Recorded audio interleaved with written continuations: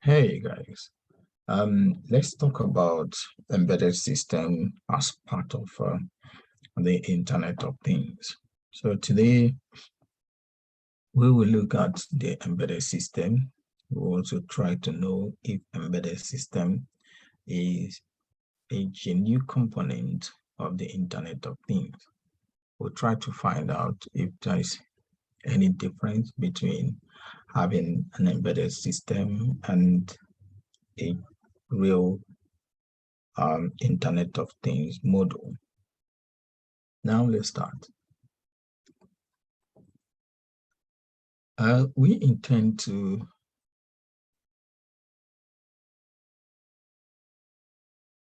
look at this content. We'll be talking about embedded system. We'll also be talking about analog to digital converter. We look at pulse width modulation, relay, and we discuss certain things you can do as a practical or hands-on to have experience on what we have discussed today. I'm not the author of these books, but I found them very important as they relate to what we are discussing. They relate to embedded systems and also for signal processing. So if you are a fan that want to read more regarding embedded systems and also digital signal processing, I would recommend these books for you. Enjoy it as you read them. The diagram we have here represents a computer system. So for a computer system, components such as the central processing unit, the ROM, which is the read-only memory, the RAM, which stands for the random access memory, timer, interrupt, input and output, the external devices. These make up the computer system we use in our homes, like the personal computer and other computer frameworks. So this is just the architecture of a computer system. But for a computer system to function, it requires a section that handles the input and the output, things that are coming in and things that are going into the computer. Also requires sections that look at managing how some resources are being used in the computer, such like this component like the interrupt or the timer. It has the random access memory that could be allocated randomly to processing applications, and it has a memory like the read-only memory, which is like a permanent memory in the computer system. And then another part is the central processing unit that takes charge of processing things within the computer. And on it, we have the clock and the reset. So this is the architecture of a computer system. And apart from it, we also have some communication links. One of them is the data bus, which is used to transmit data between components, and it is always bidirectional. Looking at this line here, which is called a bus, you can see the arrow pointing both sides, meaning that data can move from central processing unit to the external devices, and data can move from the external device to the central processing unit. So this is the link or the bus that communicates, that is used to transmit data between components. We have another bus, which is the address bus. The address bus takes the responsibility of indicating location of storage in the memory. Also, it can also be used to locate the position of storage in the input and output devices. This device is unidirectional. It's not bidirectional. It's just one way. This bus is one way processing. It's one way bus. So it's like just one way. It's not unidirectional. Data cannot go from here to the other side and go back to the other side. Data can only go from one side to another side. So remember that it is used to indicate the location of storage in the unit of storage unit, location of storage unit in the memory, and also the input and output device. We have the third one.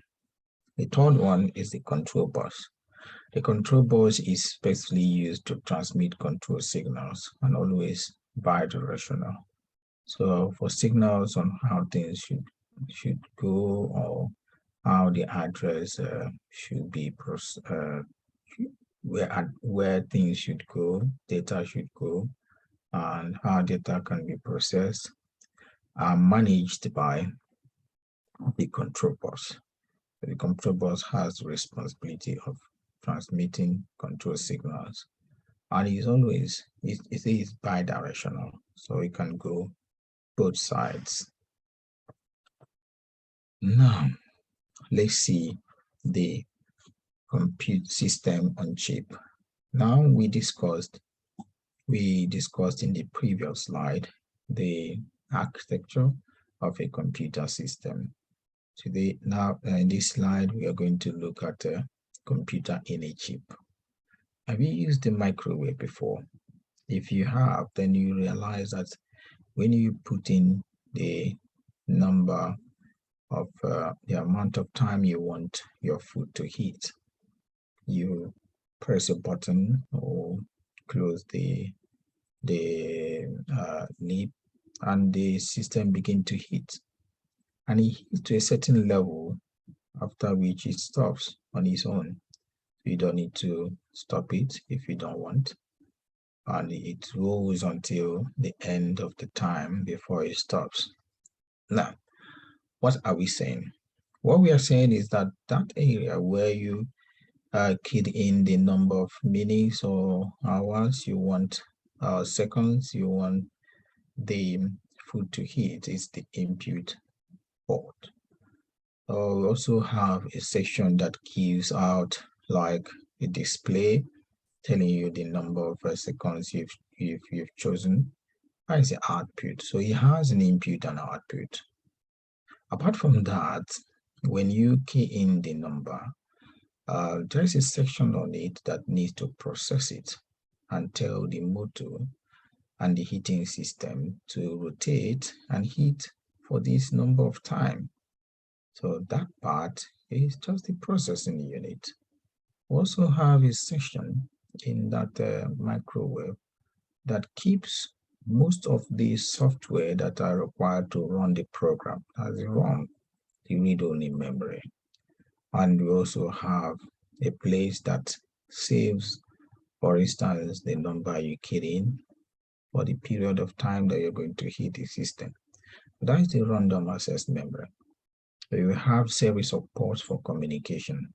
So if you look at this and compare it with what we had in the previous session, you will see that there is a lot of similarities. It's just like they are almost the same. But in this case, we don't have these as a full computer. We just have these for a particular purpose. And what controls, or what we term this kind of architecture, which is similar to that of the computer in functionality, is the embedded microcontroller. So sometimes you call it a computer on a chip. So that's it. Now, let's proceed. We have just mentioned something about embedded system.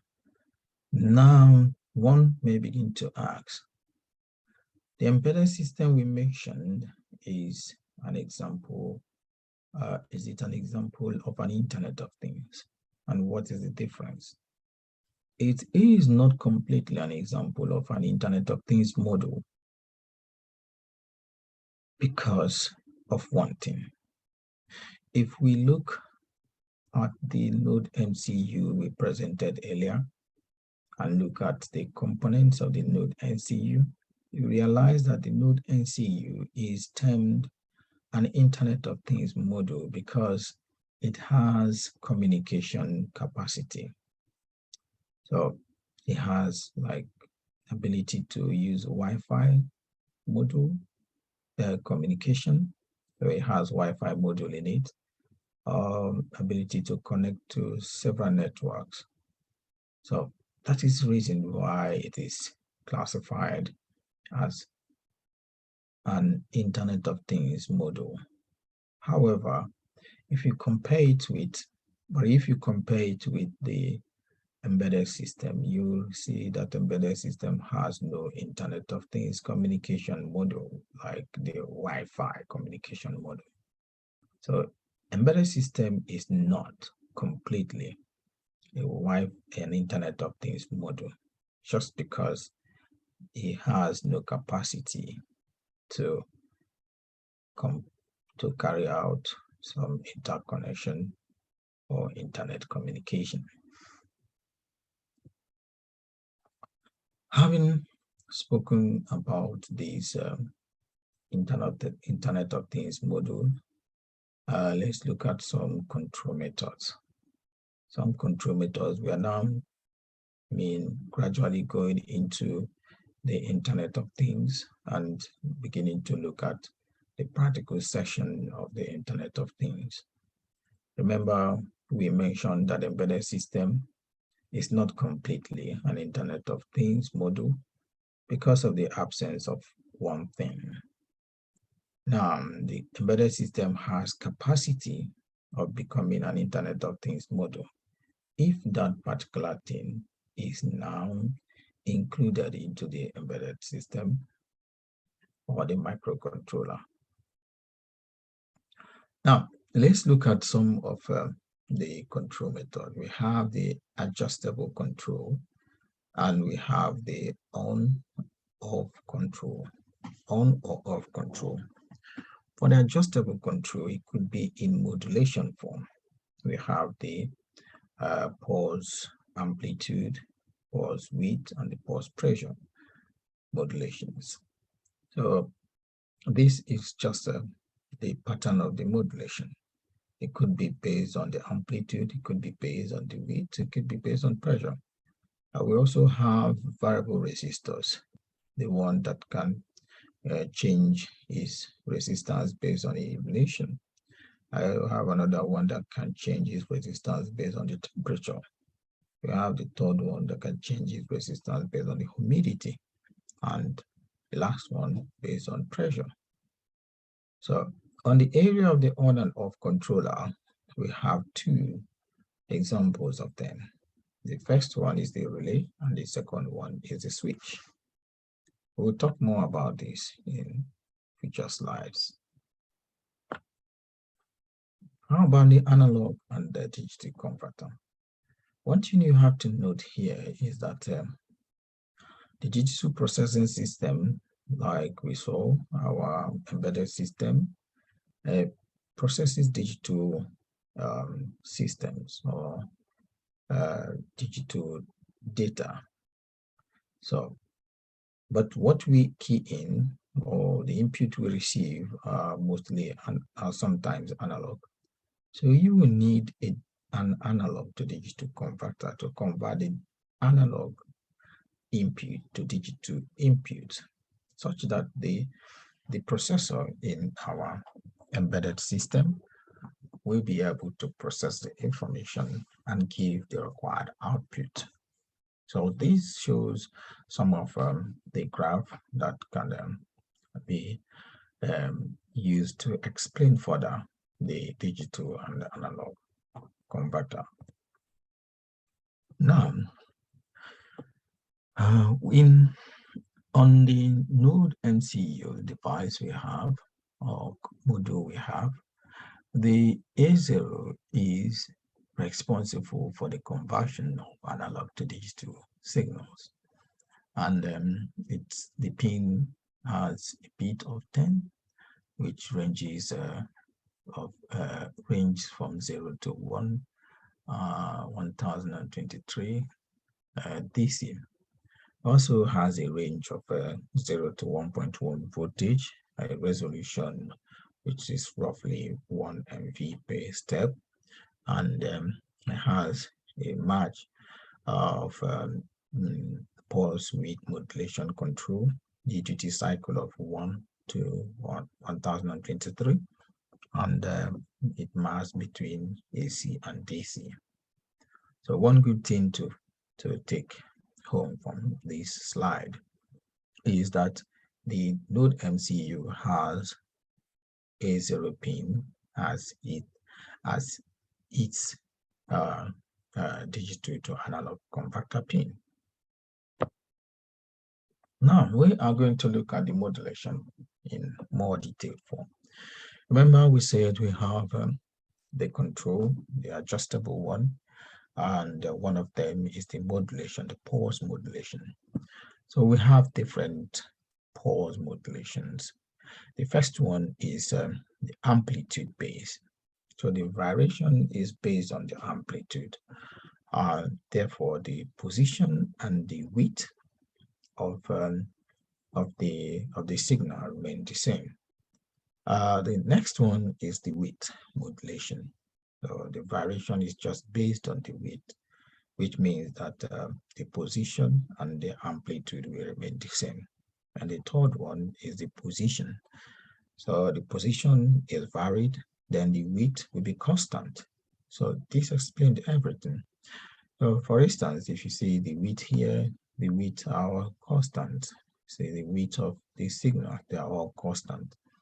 But where the width varies, you see that the width of these ones are not the same. So this is smaller than this, and this is bigger than that. So this explains the modulation principles. Okay, let's now have a look, see the effect of the duty cycles and the modulation principles. Here we are using the width variation. So if you look at this LED, you realize that when the width is small here, then the light goes low, the brightness reduces. But when the width increases, for instance, then the brightness comes better. So this analyzes the process at 25%.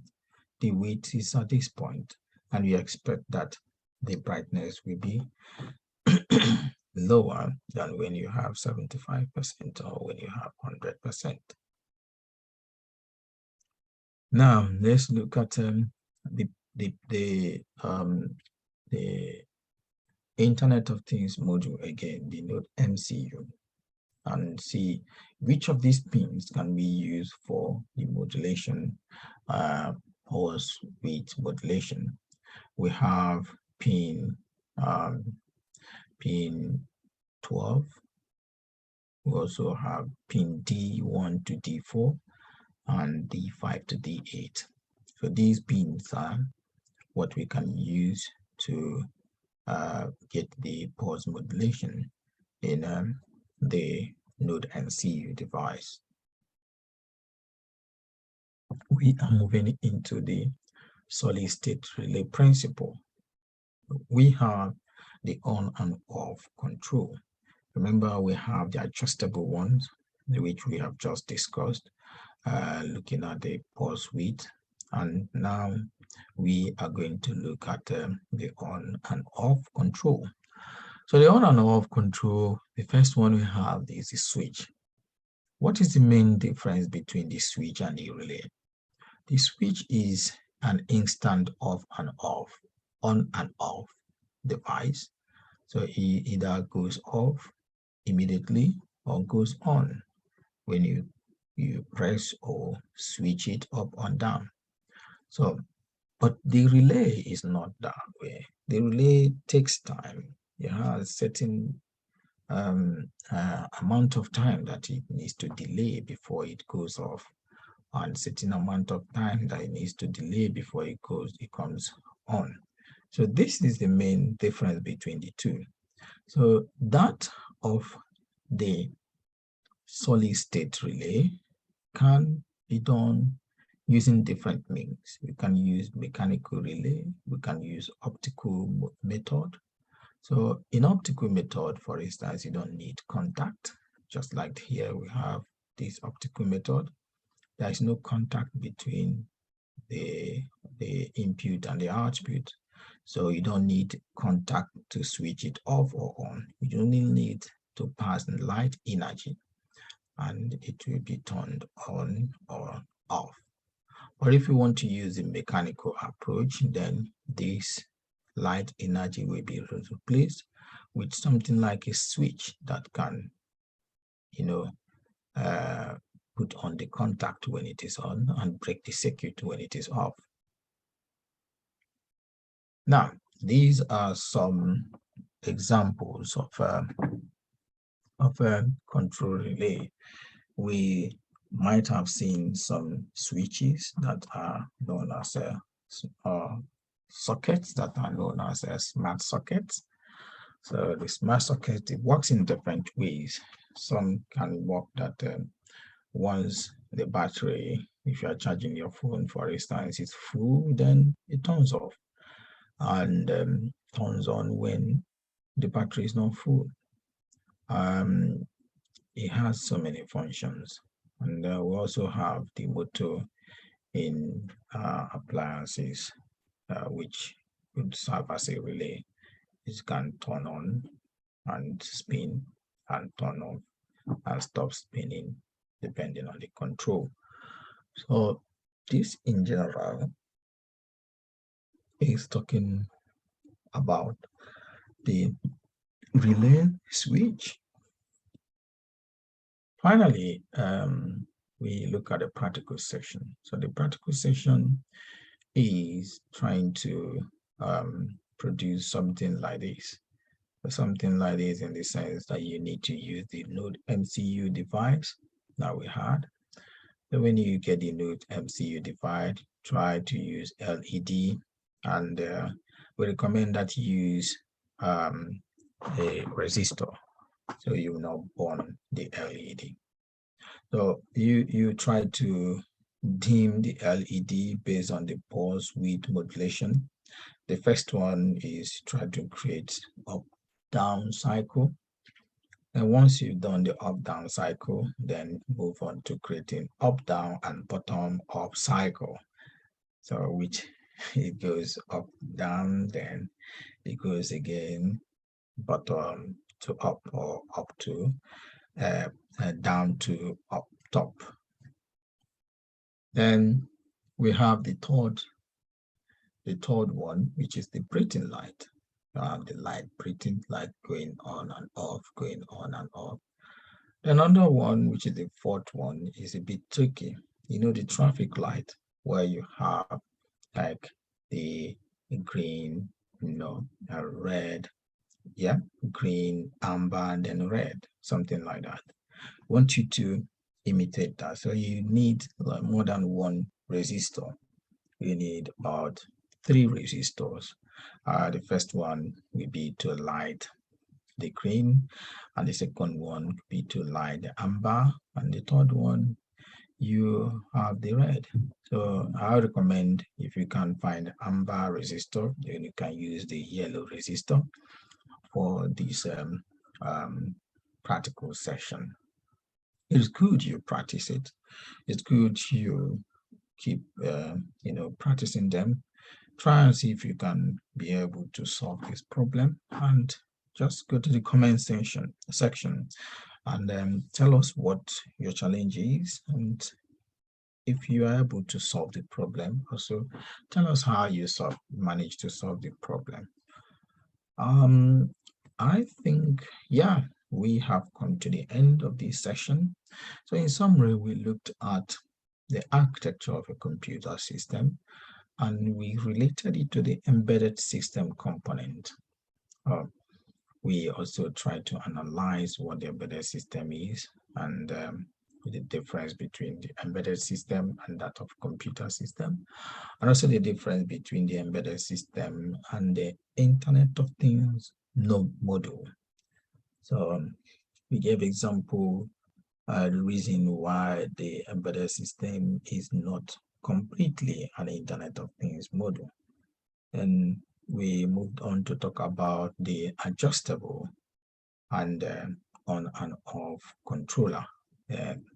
After which, on that we gave examples of the pulse modulations, and we had three examples of them. The one that depends on the width, the one that depends on the amplitude, and the one that depends on the position. We also spoke about the on and off. We spoke about the variable resistors, the different variable resistors, the one that it depends on the illumination, the one that depends on the temperature, the one that depends on the humidity, and so on. We from there mention the on and off controller, like the switch and the relay. We tried as much as we could to explain the difference between the switch and the relay. Then from there, we moved on to the analog and the digital converter. Why do we need to have an analog and digital converter? What is the essence of it in the system? We mentioned that the system processes digital signals, and sometimes we receive analog signals. So there's need for the system to first of all convert the analog system to signals to digital signals, which it can process and give reasonable output. That's what we discussed. And lastly, we had the practical section that's looking at how you can implement the modulation using the LDE system, the LED device. Pardon me for that. So we try to implement top to bottom, bottom to top, then top bottom and bottom top, and also try to implement something like braiding. And lastly, we made it a little bit complex by trying to implement a traffic system. So where you will require to use 3 LEDs instead of one LED. And that reminds me, there are some LED that are capable of flashing more than one light. So you might be able to use one LED instead of 3 to regulate or implement the traffic system. That's pretty much what we want to discuss today. So if you have any questions, please go to the comment section and send your question across. Thank you so much and have a nice day. Bye.